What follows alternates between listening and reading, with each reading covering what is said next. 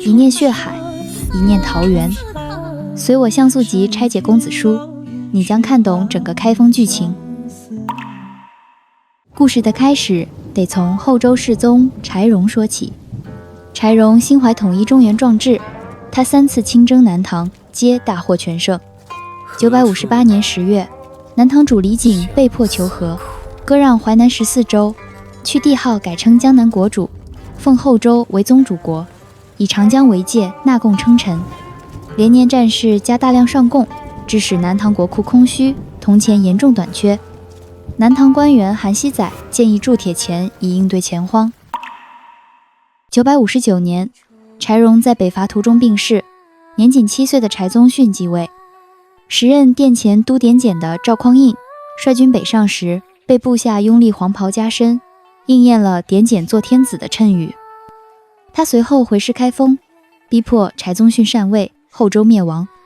960年，赵匡胤在开封登基，改国号为宋，史称北宋。961年，南唐后主李煜继位，延续了其父对中原的臣服政策，主动遣使朝贡。持续的高额贡赋与内部财政危机，使南唐本就艰难的经济困局雪上加霜。李煜被迫沿用李璟时期的铁钱铸造政策，导致通货日益膨胀，民间交易陷入混乱。而此时北宋新立，群雄环伺，赵匡胤一心想统一南北，于是定下了先南后北的战略，意图南征。为削弱南唐，北宋对南唐采取经济封锁与军事威慑并重的策略。962年，江南遇灾，饿殍遍地。963年，北宋军以借道为名向荆南进发，荆南方面毫无防备，都城江陵被攻占，荆南灭亡。之后，宋军继续南下，接连攻克了武平。这一行动对南唐形成了战略包围，进一步压缩了南唐的生存空间。身陷绝境的李煜开始暗中筹谋应对之策。接下来，我将从公子书的10章残页中拆解他的谋略布局与心境变化。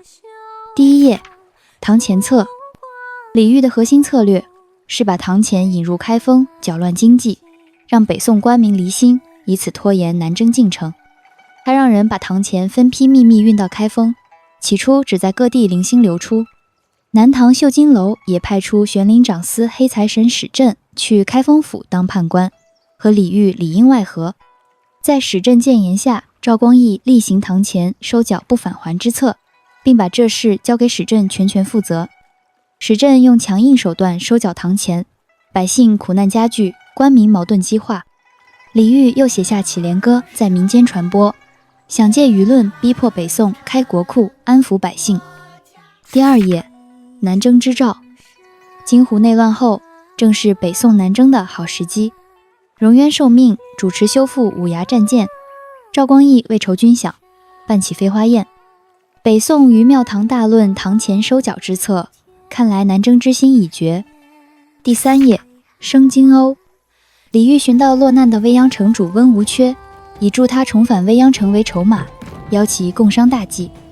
温无缺献出荆瓯代贡之策，此计于李煜而言可谓一箭3雕，而于温无缺来说，则能给底层苦难百姓一个盼头，成为他们的精神支柱。第4页，南征之兵。杯酒释兵权后，石守信因兵权被夺，心存怨怼。他虽退居幕后，手下诸多武将却和他一样，始终志在北伐。温无缺利用这点，游说众人切勿将资财交与赵光义，用作南征。第5页，开封四峡。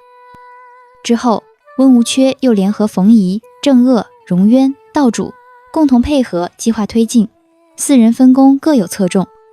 冯夷手下赤龙堂负责修建粮道，解决粮食运输问题。温无缺抓住赤龙堂的顾虑，与冯夷之女冯如芝达成合作，共同修建从长平仓到簋市的粮道。郑鄂替代沈一伦成为长平使，解决粮食来源问题。在冯夷引荐下，郑鄂结识温无缺，两人设计在沈一伦南巡归程中劫持了他。随后，冯夷前往神仙渡接洛神来开封为郑鄂换脸，使其李代桃僵成为新的长平使。经温无缺牵线，郑鄂与荣渊相识，荣渊手下的金明池士兵逐步替代长平仓守将，解决运粮人手问题。道主在鬼市修建粮道，将长平仓的粮食从鬼市流出，解决粮食售卖问题。之后，郑鄂将长平仓粮草通过地下暗河经赤龙堂转运至鬼市，接济开封百姓。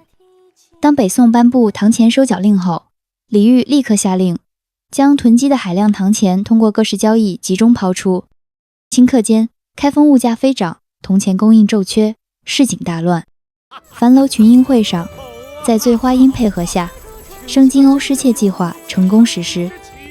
他们以反对堂钱收缴为名，引导百姓视熔炉为仇敌，彻底点燃了民怨。第6页，乞怜之歌。乞怜歌已传遍开封，李煜暗自思忖，待民意沸腾之时，推翻熔炉便指日可待。第7页，洛神传人。李煜察觉到温无缺与洛神传人有所接触，担心计划生变。第8页，早有他想。